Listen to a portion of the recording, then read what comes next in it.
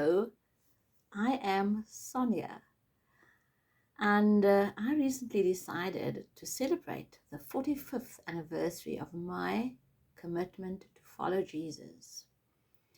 Would be celebrated in the form of sharing little bits and pieces of the different ways in which God has helped me through difficult times and also a lot of backsliding in my life.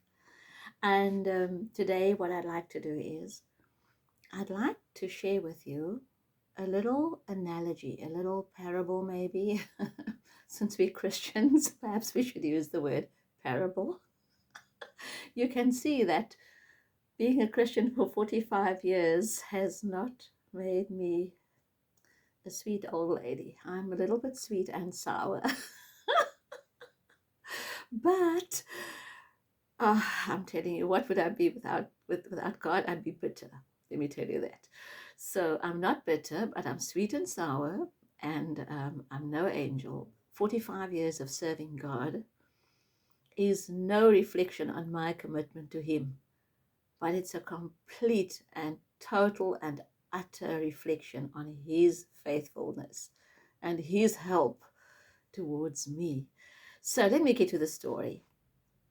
I was in a sermon somewhere. Now, if anyone knows where this comes from, please let me know, because this is not my story. I heard it from someone else, from a speaker or someone giving a testimony or something. But in any case, I'd like to share it with you. It is the story about our value. What are we worth? What gives us value? Does our value change when we backslide? And this is an important question, because even though I've been a Christian for 45 years, when I first became a Christian, I was really very young. I was probably, okay, I'm not going to tell you. Let me know how old you think I am. But I was very, very young. And I backslid in the time between then and now. And, I had to come back to the Lord several times and rededicate my life to Him. So what happens when you backslide and you go through life and you do things you're not supposed to do, and you are in surroundings which are not pleasing to God, and you're spending time with people that bring you down, and you end up sinning, doing things which really break down your relationship with God, and you end up so far from Him, so far that you often doubt, will He take me back? Can I go back to God? So this is where this little parable comes in. It's about a brand new monetary note, fresh from the mint. Let's say it's just, I don't know whether this exists because I'm not American, but let's say it's a $200 note.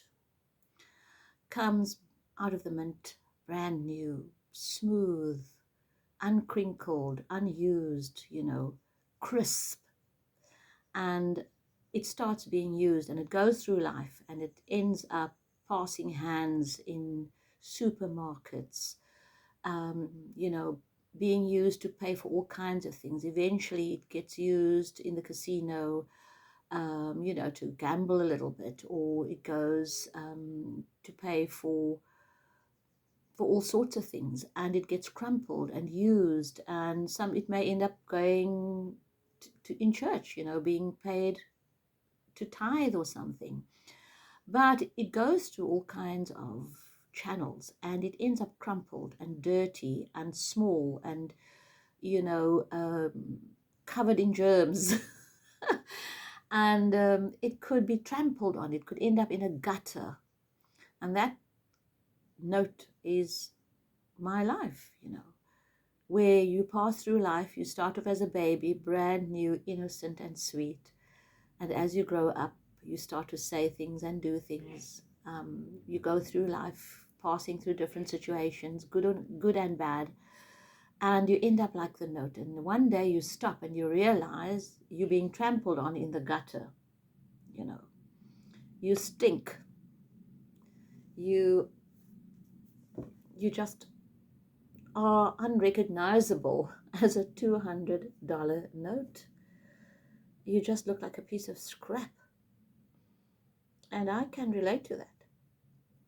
And then somebody picks you up by some chance, They pick you up and they realize, but this is something of value. If I wash this, I can spend it again. It is worth $200. Um, that's how God finds us. He looks at us, all crumpled and messy and lying in the gutter, and He picks us up and He washes us clean.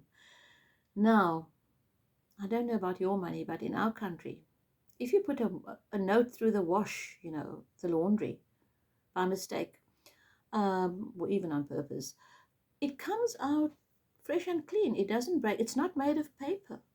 And yes, you can take that note and it's perfectly fine again and you can use it. So God picks us up out of the gutter. He washes us clean with His own blood, the cleansing blood of Jesus, because He's the perfect lamb that was sacrificed to shed His blood, to wash away my sins. And then I am new again. This is mind-boggling that I can lie in the gutter after having been everywhere. Now, I must say, as I said, I'm no angel, but I've led a fairly protected life. And there are some places I've never seen. I've never been a prostitute, for example. But what if I had been? What if I had been in a gutter, homeless and addicted, and God can pick me up, wash me clean. I have the same value to God that I had fresh out of the mint when I was a newborn, innocent baby. My goodness. When I first heard this parable, the more I thought about it, the more I realized that it didn't matter where in life I ended up, I could go back to God. He would pick me up. He would wash me clean. He would embrace me. And my value has not changed in His eyes. People, oh my goodness, that knowledge, my value has not changed in God's eyes. If you have a son or a daughter, if you have a loved one who is, going through things right now and is dirty and ugly and smelly, don't worry. Don't worry. Keep praying. In God's eyes, that person has the same value to Him that they've always had. He still has a plan for them. He still has a purpose, a reason why they have been born, and they are not beyond His picking them up, washing them clean, and making them and restoring and revealing their authentic value that they have in His eyes.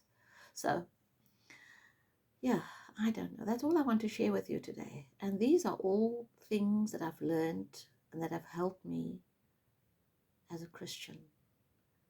Living a very, very imperfect and very challenging life at times, where I have felt many times that I'm in the gutter, not worthy of God's love, not worthy of anything, and wondering, whether I can be saved, whether I can go back to God. This parable has helped me, this little story. If this is your story, please let me know in the comments, because as I said, it's not mine. I'm sharing it with you but I don't know who the original storyteller is. May God bless him the way the story has blessed me. Lots of love. Until next time.